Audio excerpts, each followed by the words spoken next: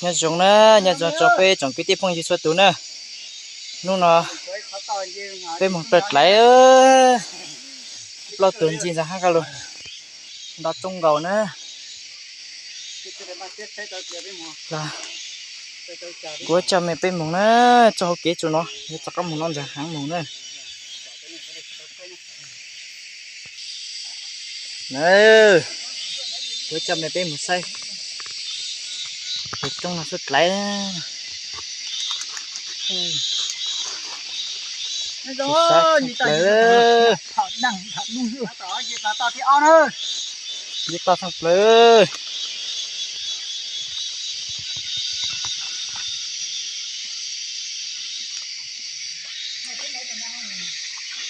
các bạn giết trong á thì sẽ sang plơ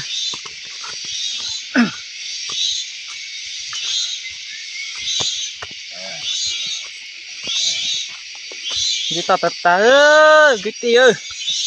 đi xem mặt lại mà các bạn giết trong ơi giết tao sang plơ sao hết lem bạn đặt trong á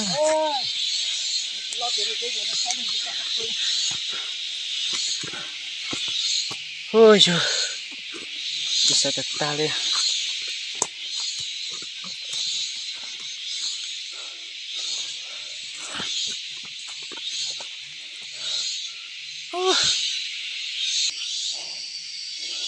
đặt trong tata ơi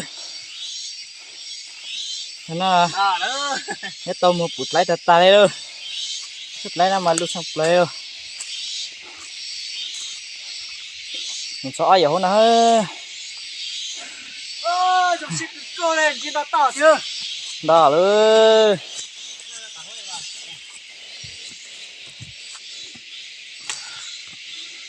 với cho mình pin một tờ suất lấy ơ đi tao xong play có trên ra kia tao thôi tao kia tao không làm ra nữa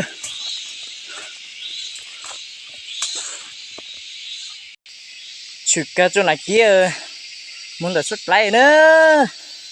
所以nó tính sự出máy quay nữa của cho mình tên say ơ muốn chụp cái suất lấy nữa chụp cái suất lấy nữa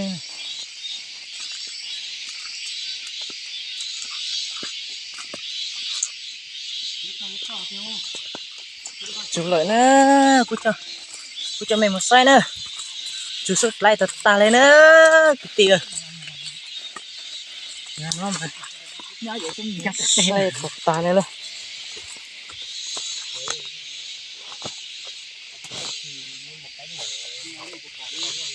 để nó cái tìa nè cứ cho mình một say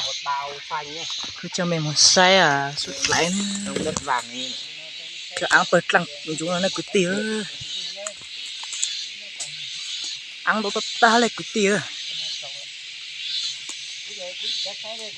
nhấp về lúc con dậu nó nữa tôi xong lời ăn thì nó nặng chẳng lo lên cái tiêu tao thật tàn nè chân sắn nó cho lù lòn tôi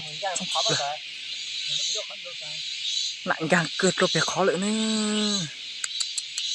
cho mình xem nặng càng lo cái tiêu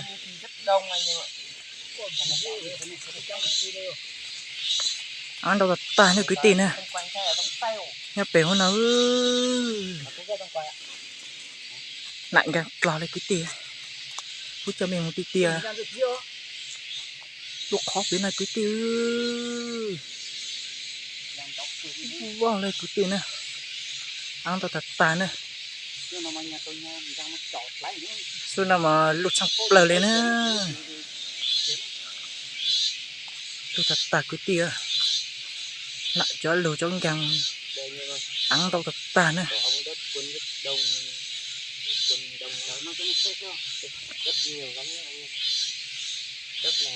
biết là của chồng này cái mà say nữa, bạc giật lời nữa.